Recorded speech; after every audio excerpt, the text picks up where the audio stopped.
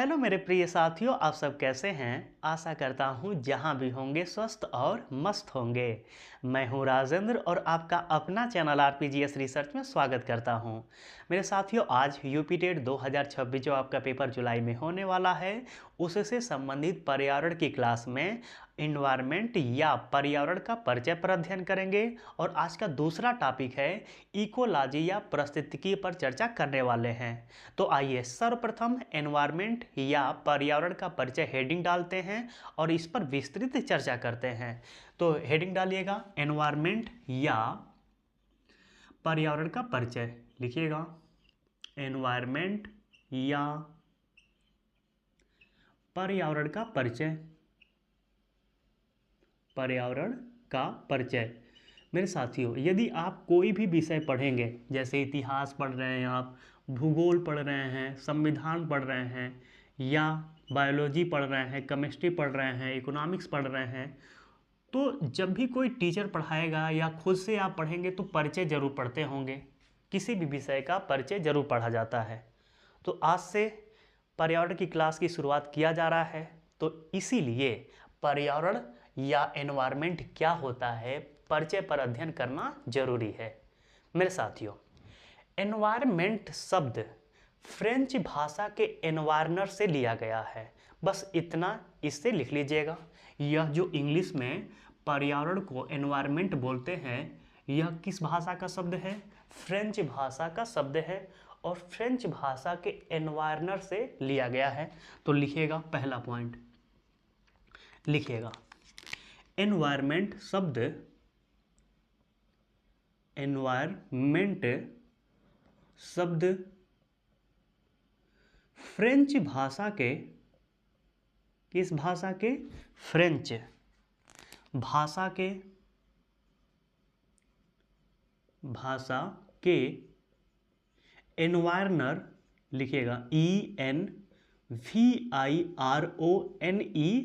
एनवायरनर से लिया गया है, लिया गया है। मेरे साथियों, यदि मैं धीमे लिखूं तो आप सेटिंग से जाके स्पीड को बढ़ा लीजिएगा, ठीक है। तो एनवायरनमेंट शब्द किस भाषा का शब्द है? फ्रेंच भाषा का शब्द है। इसको अंडरलाइन कर लीजिएगा, हो सकता है कि पूछ दे कि एनवायरनमेंट शब्द किस भाषा का शब्द है, तो फ्रेंच भाषा का शब्द है। और किस भाषा से लिया गया है? तो एनवायरनर से लिया गया है। अब चलते हैं पर्यावरण की तरफ। मेरे साथियों, जो पर्यावरण है यह दो शब्दों से मिलकर बना है, परि धन आवरण। परि का अर्थ होता है चारों ओर और आवरण का अर्थ होता है आपका घिरा हुआ। तो आइए लिखते हैं दूसरा पॉइंट, लिखेगा पर्यावरण, पर्यावरण दो शब्दों से, दो शब्दों से मिलकर बना है, मिलकर बना है, बना है। अब आइए देख लेते हैं कि कितने शब्दों से मिलकर बना है। दो शब्द कौन कौन से हैं? तो यह है हमारा पर्यावरण। और पर्यावरण कितने शब्दों से मिलकर बना है? दो शब्दों से मिलकर बना है। एक है परि और दूसरा है आवरण। यह प्रश्न बना हुआ है, जब भी आप ईबीएस का 30 प्रश्न सॉल्व करेंगे वहाँ पे यह प्रश्न मिल जाएगा कि पर्यावरण कितने शब्दों से मिलकर बना है। तो परिधन आवरण, यह हिंदी का संधि विक्षेत्र भी हो जाएगा, ठीक है ना। जो आप संधि पढ़ते हैं तो उसमें भी आ जाएगा, हिंदी में भी और पर्यावरण में भी आ जाएगा कि पर्यावरण कितने शब्दों से मिलकर बना है। तो परिधन आवरण, परि का अर्थ होता है चारों ओर और आवरण का अर्थ होता है घिरा हुआ। लिख लीजिएगा इसका अर्थ। अर्थ से भी प्रश्न बनता है और अर्थ से ही परिभाषा हम लोग निकाल लेंगे। परि का अर्थ क्या होता है? चारों ओर, चारों ओर।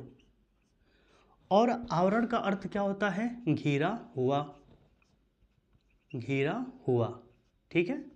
तो पर्यावरण दो शब्दों से मिलकर बना है, परिधन आवरण। परि का अर्थ होता है चारों ओर और आवरण का अर्थ होता है घिरा हुआ।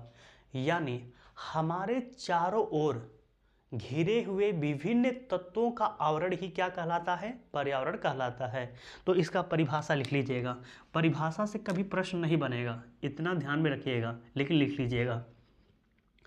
हमारे चारों ओर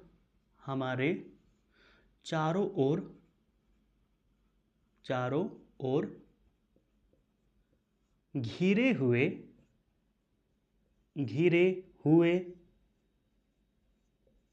विभिन्न तत्वों का आवरण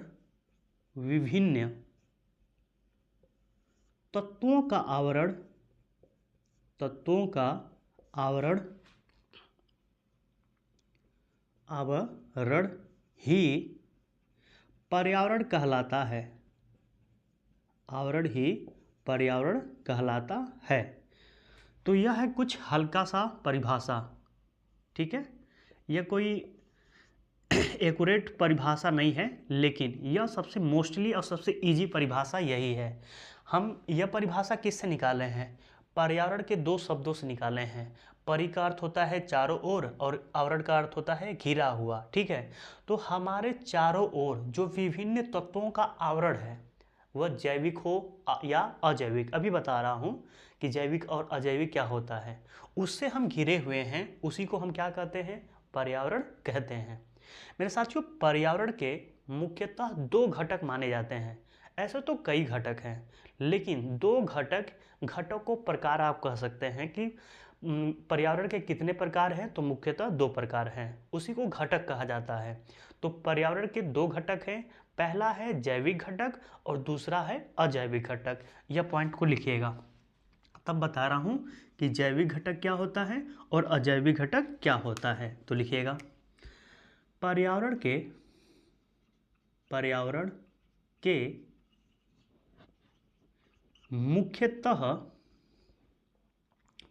के मुख्यतः दो घटक हैं। दो घटक, या आपको घटक ना समझ में आए तो लिख लीजिएगा आप प्रकार। दो घटक हैं। पहला लिखिएगा जैविक घटक और दूसरा लिखिएगा अजैविक घटक।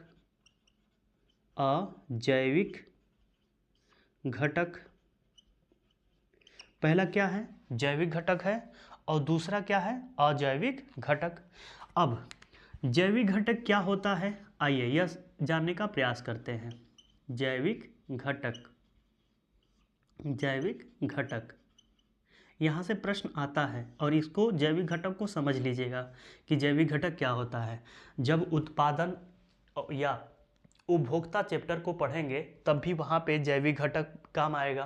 पारिस्थितिकीय तंत्र या इकोसिस्टम जिसे कहते हैं उसको पढ़ेंगे तब भी जैविक घटक और अजैविक घटक क्या होता है वहाँ पे भी आपको काम आने वाला है। तो इसको समझने का प्रयास करिएगा, ठीक है मेरे साथियों।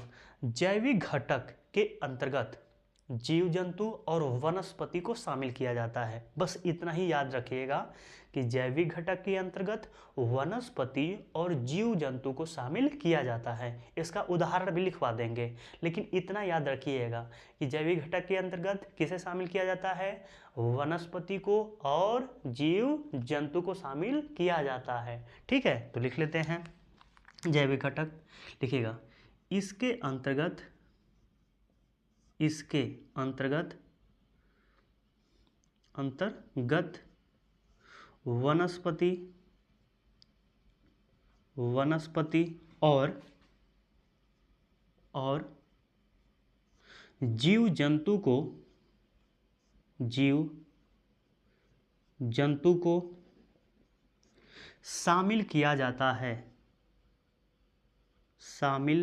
शामिल किया जाता है। मेरे साथियों, यदि मैं धीमे लिख रहा हूँगा तो सेटिंग में जाके थोड़ा सा स्पीड को बढ़ा लीजिएगा, ठीक है ना। देखिए अब क्या है, इसमें अंडरलाइन करिएगा। इसमें जैविक घटक में इसके अंतर्गत क्या किया जाता है? वनस्पति और जीव जंतु को शामिल किया जाता है। उदाहरण लिख लीजिएगा, उदाहरण से आप ज़्यादा समझ में आपको आ जाएगा कि इसके अंतर्गत कौन कौन आएगा। तो पहला आएगा पेड़ पौधे आ जाएंगे, पेड़ पौधे। पेड़ पौधे आ जाएंगे, जीव जंतु आ जाएंगे, जीव जंतु, ठीक है। इसके अंतर्गत शैवाल आ जाएगा, उदाहरण के अंतर्गत कवक आ जाएगा, कवक, जीवाणु आ जाएंगे, जीवाणु को इंग्लिश में बैक्टीरिया कहते हैं तो यह भी आ जाएगा। अपघटक वर्ग आ जाएंगे, अपघटक, अपघटक को ही क्या बोलते हैं, शैवाल और जीवाणु को जब मिला देते हैं तो क्या हो जाता है, आपका अपघटक हो जाता है, तो लिख लीजिएगा अपघटक, ठीक है ना। कवक और जीवाणु को जब मिला देते हैं, शैवाल को नहीं, सॉरी, कवक और जीवाणु को जब मिलाते हैं तो क्या बनता है, अपघटक वर्ग बनता है। इसके बारे में भी अध्ययन करेंगे। तो ये जितने भी हैं मेरे साथियों, ये किसके अंतर्गत आते हैं, जैविक घटक के अंतर्गत आते हैं। एक बात ध्यान रखिएगा और देखेंगे भी, उदाहरण से देख रहे होंगे कि पेड़ पौधे, जीव जंतु, शैवाल, कवक, जीवाणु या अपघटक वर्ग, इनका अध्ययन हम किस में करते हैं, किस सब्जेक्ट में करते हैं। तो मेरे साथियों, इन सभी का अध्ययन बायोलॉजी के तहत किया जाता है, ठीक है। तो आप ऐसे भी याद कर सकते हैं कि जैविक घटक के अंतर्गत जो बायो या जीव विज्ञान में पढ़ा जाता है उसे हम जैविक घटक के अंतर्गत रखते हैं। पेड़ पौधा आप कहाँ पढ़ते हैं, आप कहीं और नहीं पढ़ते हैं। पेड़ पौधा कैसे होता है, इसका फूल कैसे लेता है, फल कैसे लेता है, ये सब बायो में पढ़ते हैं। जीव जंतु को बायो में पढ़ते हैं। शैवाल को कहाँ पढ़ते हैं, भूगोल में कभी नहीं पढ़ेंगे, संविधान में नहीं कभी पढ़ेंगे, इसको कभी इतिहास में नहीं पढ़ेंगे, जब भी पढ़ेंगे बायो में पढ़ेंगे। तो इनका अध्ययन कहाँ किया जाता है, बायोलॉजी में किया जाता है। तो जो बायोलॉजी में अध्ययन किया जाता है वह जैविक घटक के अंतर्गत रखे जाते हैं।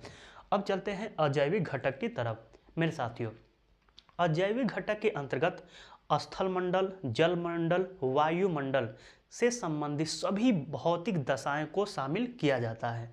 और इसके में जो अजैविक घटक है इसके अंतर्गत भूगोल का अध्ययन किया जाता है। उदाहरण से आपको समझ में आ जाएगा कि कैसे अजैविक घटक को भूगोल के तहत अध्ययन किया जाता है। तो लिखेंगे तो ऑटोमेटिक आपको समझ में आ जाएगा। तो हेडिंग बना के लिखिएगा अजैविक, अजैविक घटक, अजैविक घटक लिखिएगा। इसके अंतर्गत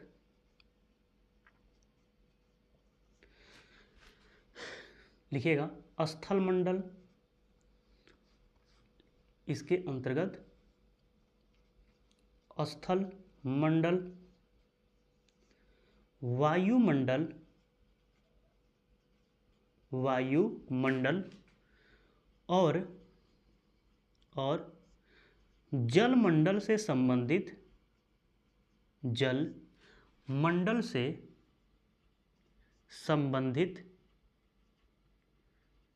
संबंधित सभी भौतिक दशाएं, सभी भौतिक दशाएं शामिल की जाती है, शामिल की जाती है, की जाती है। अब उदाहरण देख लीजिएगा कि इसमें क्या क्या शामिल किया जाता है। जैसे एक लिख लीजिएगा, जैसे इसमें क्या क्या शामिल किया जाता है। जैसे वर्षा को शामिल किया जाता है। वर्षा का अध्ययन किसके तहत किया जाता है, भूगोल के तहत। नदी को शामिल किया जाता है, पर्वत को शामिल किया जाता है, पठार को शामिल किया जाता है, ठीक है। भूमि को शामिल किया जाता है, तापमान को शामिल किया जाता है, तापमान को शामिल किया जाता है, आर्द्रता को शामिल किया जाता है। नदी तो हो गया है, महासागर को शामिल किया जाता है, ठीक है। आपके झील हो गया, झील को शामिल किया जाता है, खेत को शामिल किया जाता है, वन को शामिल किया। जितना आप भूगोल में अध्ययन करते हैं वह सभी किसके अंतर्गत आएंगे, अजैविक घटक के अंतर्गत आएंगे। और जिसका अध्ययन आप बायोलॉजी के तहत करते हैं वह किसके अंतर्गत आएंगे, जैविक घटक के अंतर्गत आएंगे, ठीक है। तो मेरे साथियों, पर्यावरण के यह मुख्यतः दो घटक या दो प्रकार हैं। इसके अलावा भी प्रकार हैं, दो और माने जाते हैं, जिसे हम सांस्कृतिक घटक कहते हैं और ऊर्जा घटक कहते हैं। सांस्कृतिक घटक लिखवा दे रहे हैं, 3 हो जाएगा। ऊर्जा घटक जब पारिस्थितिकीय तंत्र पढ़ेंगे तब वहाँ पे मैं आपको बता दूंगा। मेरे साथियों, पारिस्थितिकीय या सांस्कृतिक या इसी को बोलते हैं, सांस्कृतिक घटक को ही कृत्रिम भी बोलते हैं। तो मेरे साथियों, जब मनुष्य किसी भी पर्यावरण में रहता है तो अपने जीवन के जैसा, जीवन में उसे क्या चाहिए, कैसे उसको पर्यावरण चाहिए, कैसा नहीं चाहिए, अपने अनुकूल पर्यावरण का निर्माण करता है और उसी पर्यावरण को कृत्रिम या सांस्कृतिक घटक कहा जाता है। आइए इसको लिख लेते हैं, ठीक है, लिखिएगा। पर्यावरण में मानव, पर्यावरण में मानव अपनी गतिविधियों द्वारा, अपनी गतिविधियों द्वारा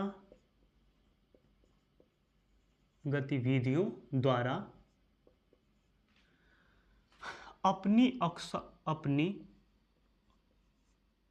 आवश्यकता के अनुसार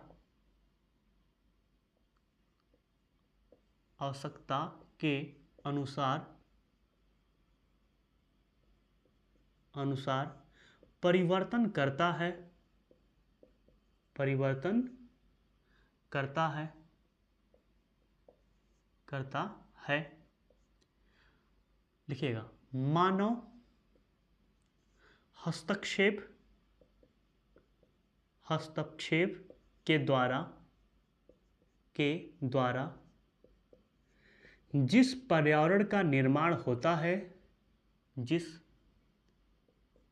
पर्यावरण का निर्माण होता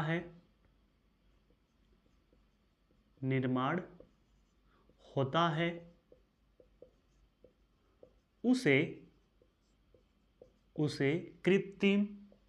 कृत्रिम यानी मानव निर्मित, कृत्रिम या सांस्कृतिक घटक कहते हैं। सांस्कृतिक घटक कहते हैं। तो मेरे साथियों, मानव जहाँ पे रहता है ना, वह अपने अनुसार पर्यावरण का डेवलप करता है कि मुझे कैसा पर्यावरण चाहिए, मुझे कैसा नहीं चाहिए, ठीक है। उसी घटक को, उसी पर्यावरण को हम क्या बोलते हैं? कृत्रिम या सांस्कृतिक घटक कहते हैं। तो मेरे साथियों, आपका जो पर्यावरण का परिचय या एनवायरनमेंट का परिचय था, इतना ही था। इतने से आपका प्रश्न बहुत सारे बन जाएंगे, जैसे कि एनवायरनमेंट शब्द किस भाषा से लिया गया है? तो फ्रेंच भाषा से लिया गया है। पर्यावरण जो है आपके कितने शब्दों से मिलकर बना है? तो 2 शब्दों से मिलकर बना है। यह कई बार पूछा गया है।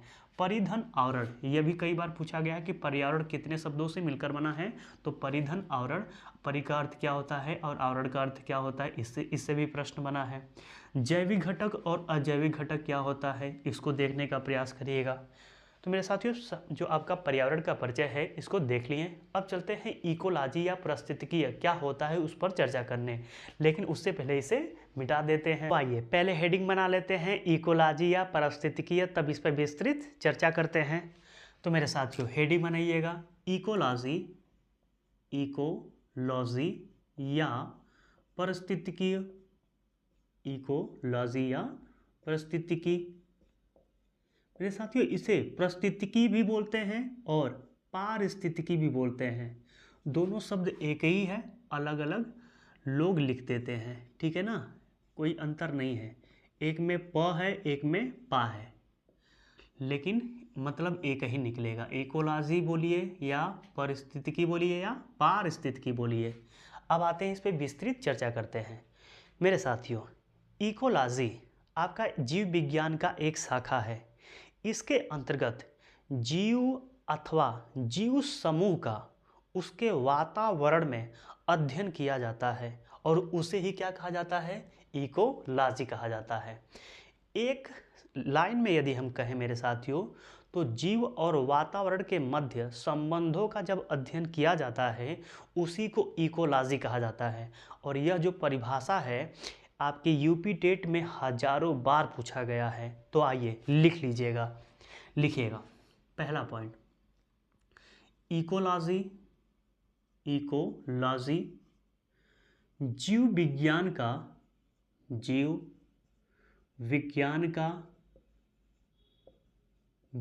का एक शाखा है,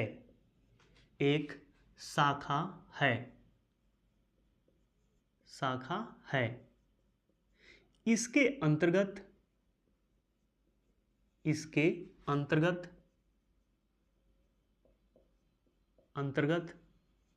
जीव अथवा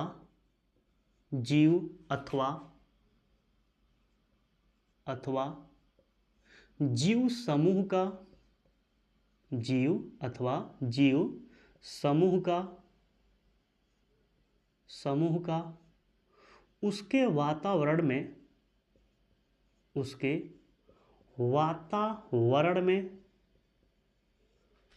में अध्ययन किया जाता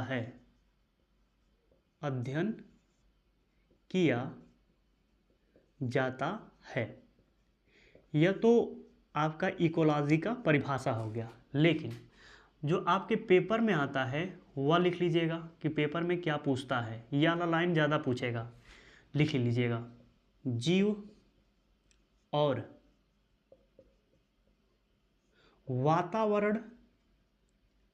वातावरण के मध्य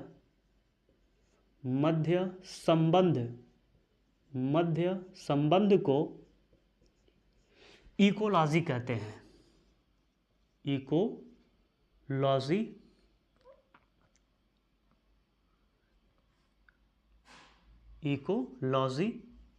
कहते हैं। यह कई बार आपके पेपर में यह आपका सेंटेंस पूछा हुआ है कि जीव और वातावरण के मध्य जो संबंध है उसे क्या कहते हैं, तो इकोलॉजी कहते हैं। बस इतना परिभाषा याद है आपको तो प्रश्न बन जाएगा।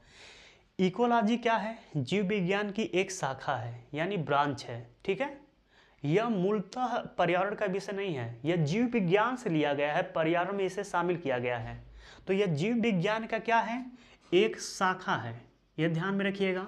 और इसमें क्या किया जाता है, तो इसमें जीव का, हम भी एक जीव हैं, ठीक है ना, कुत्ता भी एक जीव है, बिल्ली भी एक जीव है, हाथी भी एक जीव है, सब लोग जीव हैं।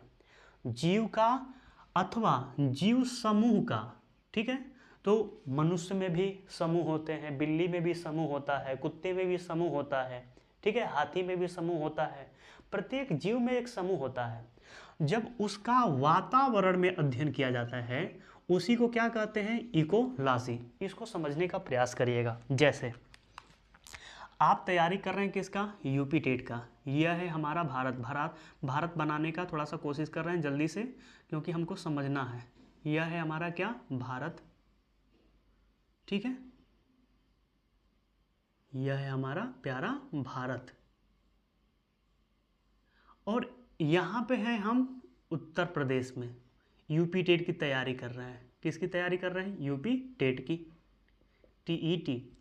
मेरे साथियों, यदि आप इसी 75 जिले में यदि आप रहते हैं तो किसी एरिया में रहते होंगे, ठीक है, किसी जिले में रहते होंगे, आप भी एक जीव हैं। आपके आसपास जानवर होंगे, कुत्ता होगा, भैंस होगी, गाय होगी, बैल होगा, बकरी होगी, कई सारे जानवर होंगे।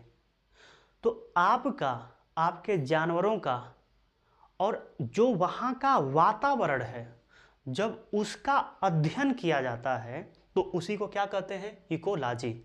मान लीजिए आप जहाँ पे हैं, आपका और आप जहाँ पे हैं उसका वातावरण का जब अध्ययन किया जाएगा उसी को क्या बोलते हैं? इकोलॉजी। या मान लीजिए एक आपके जो एक पालतू डॉग है उसका, और जो डॉग है और वातावरण का जब अध्ययन किया जाता है कि यह डॉग यहाँ पे सरवाइव कर रहा है तो कैसे कर रहा है, क्यों कर रहा है, क्यों डॉग ऐसे होते हैं जो ठंडे इलाके में एकाध ऐसे प्रजाति के डॉग होते हैं जो गर्म इलाके में सरवाइव नहीं कर सकते हैं, और कुछ ऐसे डॉग होते हैं जो ठंडे इलाके में सरवाइव नहीं कर सकते हैं। तो वह ठंडे इलाके में क्यों नहीं सरवाइव कर सकते हैं, कोई डॉग गर्मी इलाके में क्यों नहीं सरवाइव कर सकता है, इसके बारे में जब अध्ययन किया जाता है, जब वहाँ पे रहकर और वहाँ के वातावरण का अध्ययन किया जाता है किसी भी जानवर का, तो उसी को क्या कहते हैं? इकोलॉजी कहते हैं। मेरे साथियों जो इकोलॉजी है यह ग्रीक भाषा के ओकोलॉजी से लिया गया है। यानी जो इकोलॉजी शब्द है यह ग्रीक भाषा की ओकोलॉजी से बना है, ठीक है। और ओकोलॉजी दो शब्दों से मिलकर बना है, ओइकोस तथा लोगोस से मिलकर बना है। ओइकोस का अर्थ होता है आवास और लोगोस का अर्थ होता है अध्ययन। यानी किसी भी जीव और जंतु का जब उसके आवास में अध्ययन करते हैं, उसके आवास में रहकर आवास और वातावरण का जब अध्ययन करते हैं, उसी को क्या कहा जाता है, इकोलॉजी कहा जाता है। यह हमारा दूसरा पॉइंट हो जाएगा। लिखिएगा इकोलॉजी ग्रीक भाषा के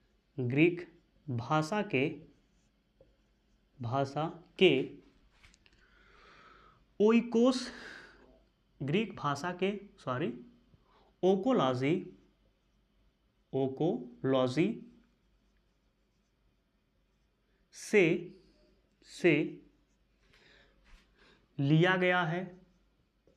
से लिया गया है। अब जो ओकोलॉजी है मेरे साथियों यह दो शब्दों से बना है, तो लिख लीजिएगा ओकोलॉजी दो शब्दों से ओइकोस OIKOS ओइकोस तथा लोगोस LOGOS लोगोस से मिलकर बना है, जिसका अर्थ क्रमशः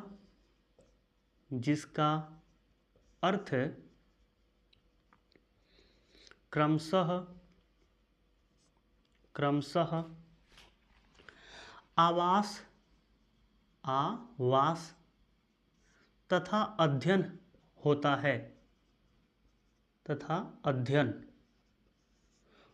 है। तो ओइकोस का अर्थ होता है आवास और लोगोस का अर्थ क्या है, अध्ययन।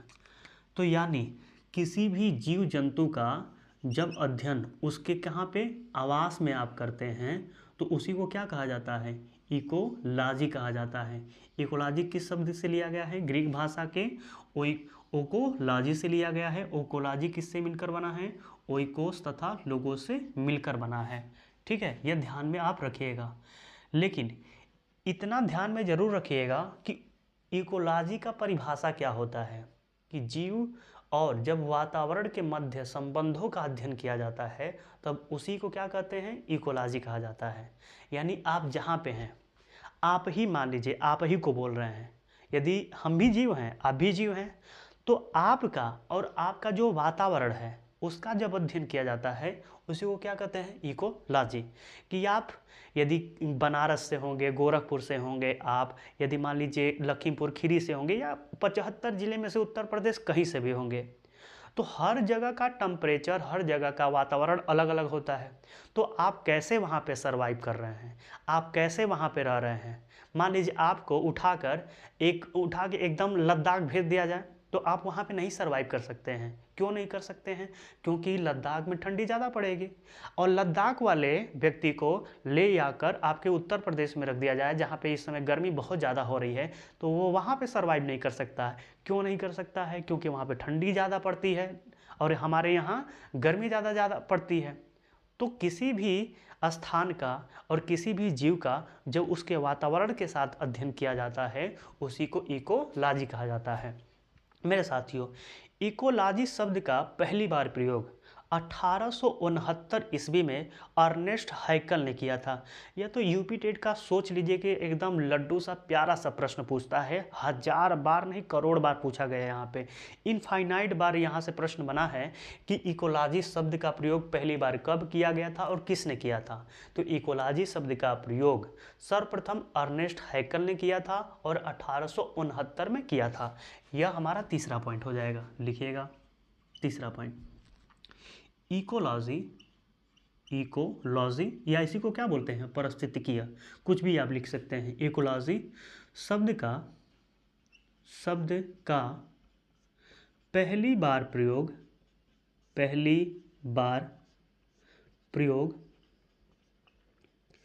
1869 में, कब, 1869 में। अच्छा, परीक्षावाड़ी जब पढ़ेंगे ना तो यहाँ पे 1866 लिखा होगा, यह गलत है, ध्यान में रखिएगा। यह वाला सही किया है जबकि 1866 वाला गलत किया है। परीक्षावाड़ी यदि आप पढ़ते होंगे तो वहाँ पे 1866 लिखा है, यह इस समय मान्य नहीं है, ध्यान रखिएगा। 1859 में अर्नेस्ट हैकल, किसने, अर्नेस्ट हैकेल या कल कर लीजिएगा, हैकल या हैकेल ने किया था, अर्नेस्ट हैकल ने किया था। ठीक है, तो यह आपको क्या इसमें ध्यान देना है, यह पॉइंट, इतना, यदि इतना ध्यान दे देते हैं तो कभी प्रश्न गलत नहीं होगा कि इकोलॉजी शब्द का प्रयोग कब किया गया था, तो 1869 में, और किसने किया था, अर्नेस्ट हैकल ने किया था। मेरे साथियों, इकोलॉजी का जो पिता कहा जाता है, हम्बोल्ट महोदय को कहा जाता है। ठीक है, इकोलॉजी का पिता किसे कहा जाता है, हम्बोल्ट महोदय को इकोलॉजी का पिता कहा जाता है। जबकि भारत में रामदेव मिश्र को इकोलॉजी का पिता कहा जाता है। यह 2 पॉइंट लिखिएगा। चौथे पॉइंट में लिखिएगा, इकोलॉजी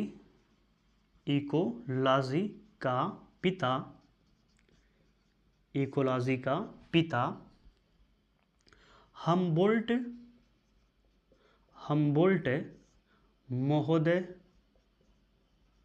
महोदय को माना जाता है,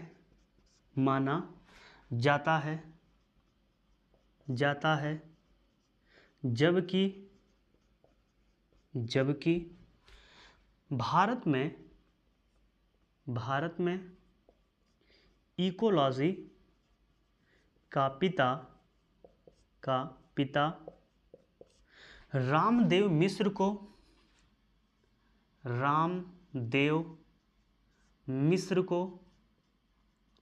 माना जाता है। तो इस पॉइंट्स में आपको क्या याद करना है, आपको ये याद करना है कि इकोलॉजी का पिता किसे कहते हैं, तो हम्बोल्ट महोदय को इकोलॉजी का पिता कहा जाता है। जबकि भारत के स्तर पे इकोलॉजी का पिता किसे कहते हैं, रामदेव मिश्र को माना जाता है। ठीक है, तो यह 2 पॉइंट आपका बहुत इंपॉर्टेंट है, यह आपका पूछा हुआ तीसरा पॉइंट और चौथा पॉइंट को एकदम आपके जहन में होना चाहिए कि इकोलॉजी शब्द का पहली बार प्रयोग किसने किया था, तो अर्नेस्ट हैकल ने, कब किया था, 1869 में। ठीक है, और इकोलॉजी का पिता किसे कहते हैं, हम्बोल्ट महोदय को, जबकि भारत में किसे कहा जाता है, रामदेव मिश्र को कहा जाता है। मेरे साथियों, इकोलॉजी के 2 घटक हैं, यानी 2 प्रकार के, 2 इसके भी प्रकार हैं। एक है स्वप्रस्थितिकीय और दूसरा है समप्रस्थितिकीय। आइए लिख लेते हैं, यह भी लिखिएगा। 5वां पॉइंट लिखिएगा, इकोलॉजी के मुख्यतः 2 घटक हैं। इकोलॉजी के मुख्यतः 2 घटक हैं, 2 घटक या प्रकार आप लिख सकते हैं, 2 घटक हैं। पहला है स्वप्रस्थितिकीय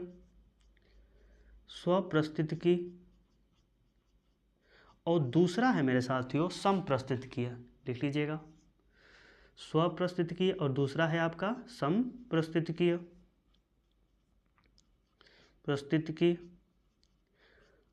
अब देखिए, स्वप्रस्थितिकीय क्या होता है, तो मेरे साथियों, इसके अंतर्गत किसी प्रजाति विशेष का, इसके अंतर्गत, किसके अंतर्गत, स्वप्रस्थितिकीय के अंतर्गत, इसके अंतर्गत किसी प्रजाति विशेष का उसके पर्यावरण में अध्ययन किया जाता है, उसे क्या कहते हैं, स्वप्रस्थितिकी कहा जाता है। तो आइए लिख लेते हैं, लिखिएगा, पहले हेडिंग बना लीजिएगा 6वां पॉइंट और लिखिएगा स्वप्रस्थितिकीय और लिखिएगा, यह बहुत इजी है, बस थोड़ा सा समझ लीजिएगा, दिमाग लगाइएगा, समझ में आ जाएगा। इसके अंतर्गत क्या होता है, तो लिखिएगा, इसके अंतर्गत इसके अंतर्गत किसी प्रजाति विशेष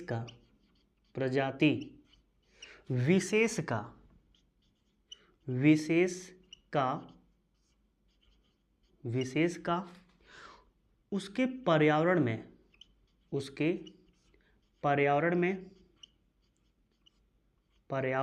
में अध्ययन किया जाता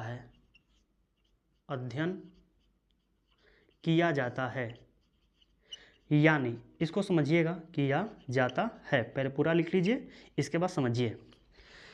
बस इसमें आपको एक लाइन समझना है, क्या? प्रजाति विशेष का, यानी मान लीजिए डॉग यानी कुत्ता। डॉग कई प्रकार के होते हैं, भैंस कई प्रकार की होती हैं, गाय कई प्रकार की होती हैं, ठीक है, बकरी कई प्रकार की होती हैं। तो उनकी भी एक प्रजाति विशेष होता है। जैसे गाय में साहिवाल अलग होती हैं, मुर्रा अलग होती हैं, भदावरी अलग होती हैं। हमारे जैसे हम लोग में, मनुष्य में भी कई होते हैं। जैसे एक होते हैं जो बहुत अच्छे होते हैं दिल के, एक होते हैं जो दिल के अच्छे होते हैं लेकिन अंदर अंदर बहुत कमीने टाइप के होते हैं। कुछ ऐसे होते हैं जो कड़वे बोलते हैं लेकिन अंदर उनका बहुत सॉफ्ट दिल होता है। तो हम लोग में भी कई प्रजाति होते हैं। तो किसी विशेष प्रजाति का जब अध्ययन किया जाता है, उसके किसमें, पर्यावरण में, उसके पर्यावरण में जब अध्ययन किया जाता है, उसी को क्या बोलते हैं, स्वपारिस्थितिकी बोलते हैं। ठीक है, मान लीजिए कुत्ता में आप कोई भी प्रजाति ले लीजिए। जब एक विशेष प्रजाति का कुत्ता का जब अध्ययन करते हैं, एक विशेष प्रजाति के गाय का अध्ययन करते हैं, उसी को हम क्या बोलते हैं, स्वपारिस्थितिकी बोलते हैं। ठीक है, अब आते हैं समपारिस्थितिकीय। हेडिंग बना लीजिएगा, 7वां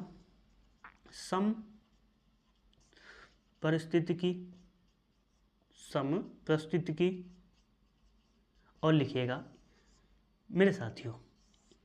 लिखना क्या है इसमें, यह भी बहुत इजी है। इसके अंतर्गत किसी समुदाय विशेष का उसके पर्यावरण में अध्ययन किया जाता है। इसमें पूरे समुदाय आ गए, जैसे मनुष्य के पूरे समुदाय आ गए, ठीक है, किसी जानवर के पूरे समुदाय आ गए। कोई भी जानवर हो, चाहे गाय हो, चाहे भैंस हो, चाहे बकरी हो, चाहे कोई भी जानवर हो, उसके समुदाय का जब उसके पर्यावरण में अध्ययन करते हैं, उसी को क्या बोलते हैं, समपारिस्थितिकी बोलते हैं। तो आइए लिख लेते हैं। इसके अंतर्गत, किसके अंतर्गत, तो समपारिस्थितिकी के लिखिएगा। इसके अंतर्गत किसी समुदाय विशेष का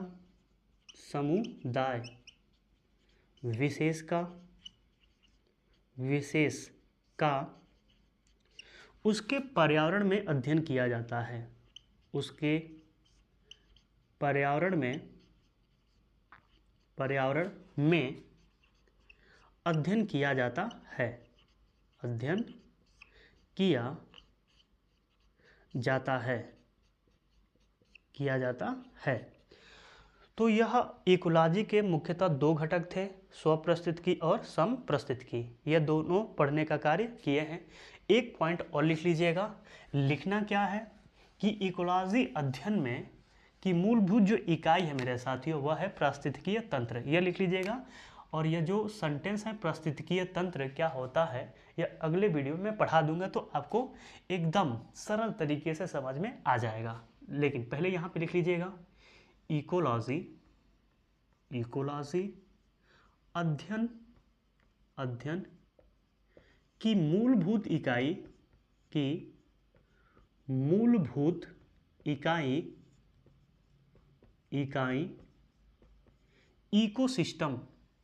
इकोसिस्टम है, यानी इसी को बोलते क्या है, पारिस्थितिकीय तंत्र बोलते हैं। अब इकोसिस्टम क्या होता है और क्यों इसकी मूलभूत इकाई है, यह अगले वीडियो में हम जानने का प्रयास करेंगे। तो मेरे साथियों, आज का 2 टॉपिक पे चर्चा किए हैं। पहला है पर्यावरण का परिचय और दूसरा है आपका इकोलॉजी या पारिस्थितिकी या पारिस्थितिकी क्या होता है, इस पर चर्चा किए हैं। तो मेरे साथियों, आज के लिए इतना ही रहने देते हैं। आज का वीडियो आपको कैसा लगा, यदि अच्छा लगा होगा तो इस वीडियो को ज़्यादा से ज़्यादा शेयर करिए, और जो मेरे मित्र अभी इस चैनल पे नए हैं वह इस चैनल को सब्सक्राइब भी कर लें, एक कमेंट कर दें, एक लाइक कर दें। मिलते हैं नेक्स्ट वीडियो में नेक्स्ट टॉपिक के साथ। आज के लिए धन्यवाद।